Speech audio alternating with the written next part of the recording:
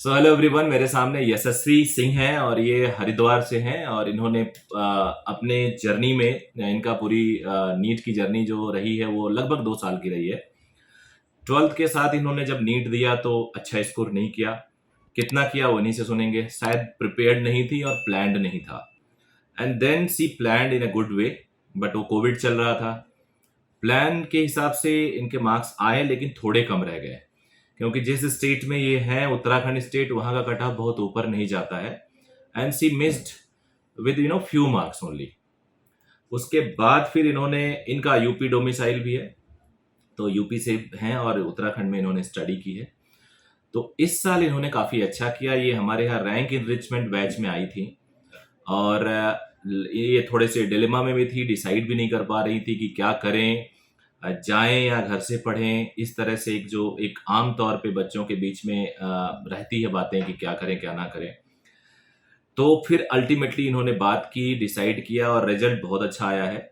और ये हमारे उन सारे जो 10-12 बच्चे हमारे जो रैंक इनरिचमेंट में थे, जिनके 600 से ऊपर आए काफियों के, कुछ बच्चे उसमें से घर से ही पढ़े। उनके लिए हमने पूरा अरेंजमेंट उनके घर पे किया, क्योंकि वो नहीं आना चाह रहे थे। इनर्सिया फैक्टर या उनका जो आप कह सकते हो कि घर का जो प्यार था उसकी वजह से नहीं आ पाए। हालांकि उन्होंने लूज किया मार्क्स, बट फिर भी अब जानते हैं यशस्वी सिंह से कि यशस्वी आपकी जर्नी कैसी रही। सर काफ़ी पूरी जर्नी बताओ मुझे आप 10th ऑनवर्ड्स। सर 11th-12th में तो कुछ खास मैंने पढ़ाई की नहीं, कोई फोकस नहीं था, कोई टारगेट नहीं था कि हाँ मुझे नीट का पेपर देना है। 11th में भी जस्ट पासिंग मार्क्स लेके मैं पास हुई थी। फिर 12th में आए, 12th में थोड़ा सीरियस हुए तो हमने पढ़ना शुरू किया, बट उतनी सीरियस नहीं थी कि हाँ नीट क्रैक करना है, और आइडिया भी नहीं था कि कितना टफ होता है उसको क्रैक करना और कितनी मेहनत करनी पड़ती है। तो 12th में बोर्ड्स वगैरह दिए। फिर उस टाइम कोविड की वजह से अपना डिले हो गया था एग्ज़ाम। तो उस टाइम तो घर पे ही अपने आप जितना सही लगा बायो एनसीईआरटी वगैरह पढ़ी और थोड़ा बहुत ही तैयारी की। फिर एग्ज़ाम दिया तो मैंने 395 स्कोर किया था फर्स्ट अटेम्प्ट में। 2020 में। जी सर। हम्म। फिर जब एग्ज़ाम दिया वो, तो उस साल बस एग्ज़ाम देते ही घर पहुंचते ही डिसाइड हो गया था कि अब सीरियसली तैयारी करनी है। और तब फिर अंदर से भी मतलब सीरियसनेस आई कि हाँ मेरे को नीट का एग्ज़ाम देना है, मुझे डॉक्टर बनना है किसी भी तरह, मतलब चाहे कितनी मेहनत करनी पड़े। फिर उसके बाद सर मैंने तैयारी की। मैंने सहारनपुर में अपने एक मतलब रिलेटिव ही हैं, उनके साथ रह के तैयारी की नीट के लिए। सर वहाँ पे पढ़ाई तो मैंने बहुत की, मेहनत बहुत की, लेकिन एक गलती थोड़ी मेरी ये रही वहाँ पे कि मैंने वहाँ पे जब एग्ज़ाम्स वगैरह टेस्ट दिए तो मैंने उन्हें एनालाइज नहीं किया उतने अच्छे से। और मतलब थोड़ा बहुत गाइडेंस में कमी रह गई, और सबसे ज़्यादा जो मेरी कमी थी वो फिज़िक्स में रह गई थी, क्योंकि प्रैक्टिस जिस लेवल की चाहिए मैंने उस लेवल की नहीं। और मैं बहुत ज़्यादा डरती भी थी फिज़िक्स से उस टाइम पे। तो फिर एग्ज़ाम दिया 2021 में 555 मार्क्स स्कोर किए सर। फिर उसके बाद जब 555 मार्क्स आए तो फिर लगा कि थोड़ा सा रह गया है, मतलब अगर मैं थोड़ी मेहनत और करती या स्मार्ट वर्क थोड़ा और करती तो मैं बेटर परफॉर्म कर सकती थी। तो मुझे लगा कि मुझे ड्रॉप कर लेना चाहिए एक और फिर घर वालों ने भी पूछा कि अगर कर सकती हो तो बताओ, और अगर लगता है कि नहीं पढ़ पाओगे तो फिर रहने दो। तो सर मेरे को लगा कि मैं पढ़ लूँगी और मैं कर लूँगी अच्छा स्कोर। तो सर मैंने फिर ड्रॉप के लिए लिया। लेकिन सर इस बार मैंने पहले तो डिसाइड किया कि मैं घर से ही पढ़ूँगी। तो मैंने घर से अपना तैयारी करनी शुरू की, मतलब देहरादून में ही पीजी ली और एक रूम में अपना अकेले रह के तैयारी करनी शुरू की। बट ये था कि तैयारी तो मैं कर रही थी, पर एक होता है कि जब घर पे रहते हैं तो शेड्यूल हो गया या फिर थोड़ा बहुत लापरवाही कर लेते हैं कि थोड़ी देर में पढ़ लेंगे, ऑनलाइन क्लास है बाद में कर लेंगे, अभी मतलब 1.5 घंटा क्लास ले ली, अब एग्जॉस्ट हो गए हैं तो दूसरी क्लास 1 घंटा बाद ले लेंगे, थोड़ा रेस्ट कर लेते हैं। तो शुरुआत में तो ठीक है कि शुरू में तो इस पेस से पढ़ाई चल जाता है। बट फिर आपके बैच के बारे में सुना कि आरी बैच लॉन्च हो रहा है, और मुझे नीड प्रॉपरली दिख रही थी कि हाँ मुझे ऑफलाइन की नीड है, नहीं तो फिर मैं इस बार फिर शायद रह जाऊंगी। फिर कमी रह जाएगी। और ये मेरा मानना है कि आप अगर किसी कंपटीशन के लिए तैयारी कर रहे हो तो गाइडेंस सबसे ज़्यादा ज़रूरी होती है। तो फिर इसलिए मैंने बैच में एनरोल किया। मतलब थोड़ा डर रही थी करते हुए कि पता नहीं शायद टाइम वेस्ट ना हो जाए, बट फिर मतलब आपसे बात की, घर वालों ने भी बोला, पापा ने बोला कि कर ले, कुछ नहीं होगा, जो भी होगा अच्छा ही होगा, मतलब सर गाइड कर देंगे और हो जाएगा। तो फिर बैच ज्वाइन किया, क्लासेस वगैरह ली, घर पे उन्हीं क्लासेस का रिविजन वगैरह किया, एग्जाम्स दिए। तो सर अब रिजल्ट तो आपके सामने है ही। तो 613। हाँ, 613 स्कोर किया है यशस्वी ने, which is quite good for Uttarakhand as well as UP also. और हालांकि ये कुछ नंबर शॉर्ट रह गई इनका, 627 630 के आसपास मेरा जो गेस्ट था आखिरी मोमेंट पे आसानी से आ जाता।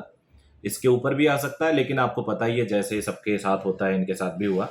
सबके साथ फॉर्चुनेट हमेशा नहीं होता।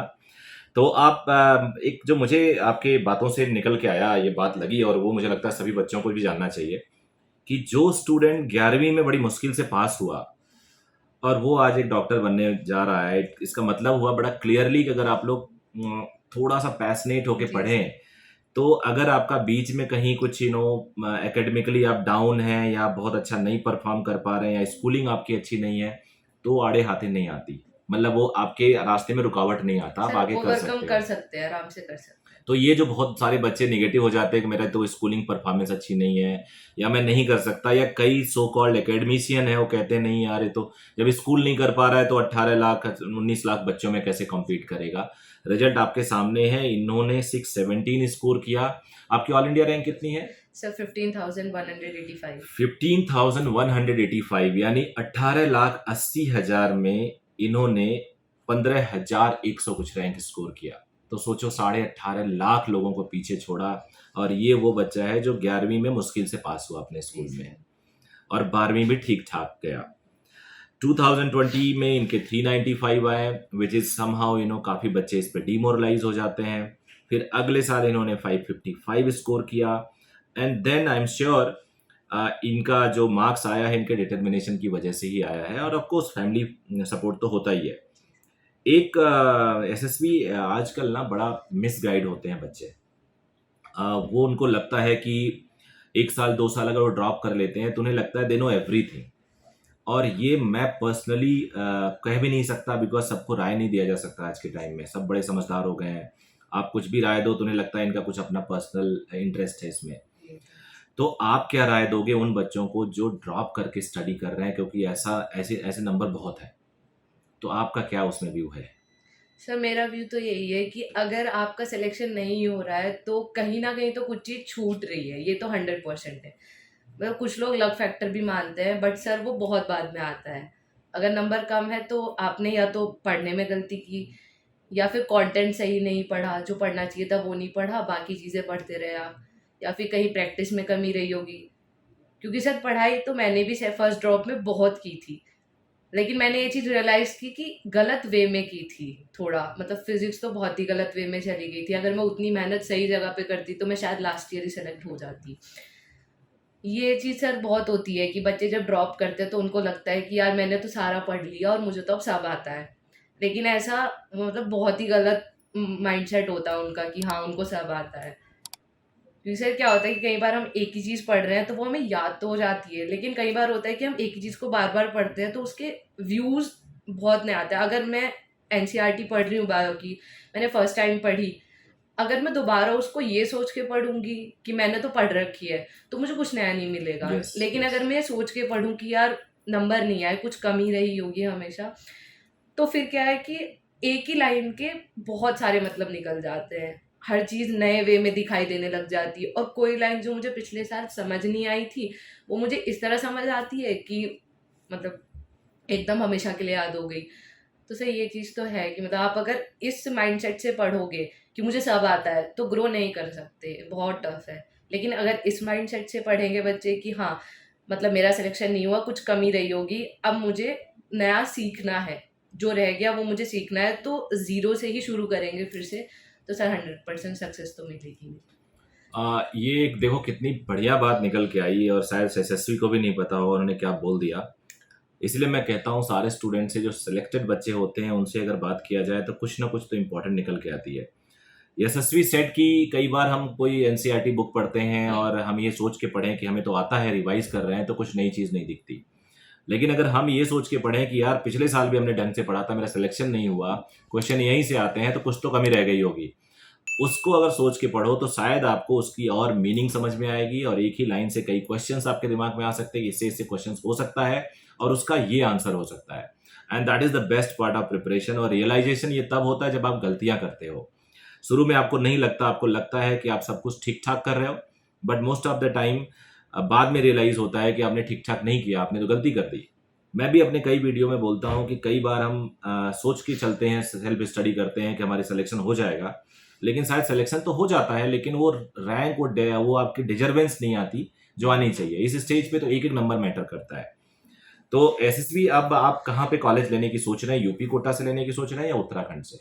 सर प्रायोरिटी तो मेरी यूपी से ही रहेगी, क्योंकि वहाँ के कॉलेजेस मतलब अच्छे हैं वैसे भी, और हम्म।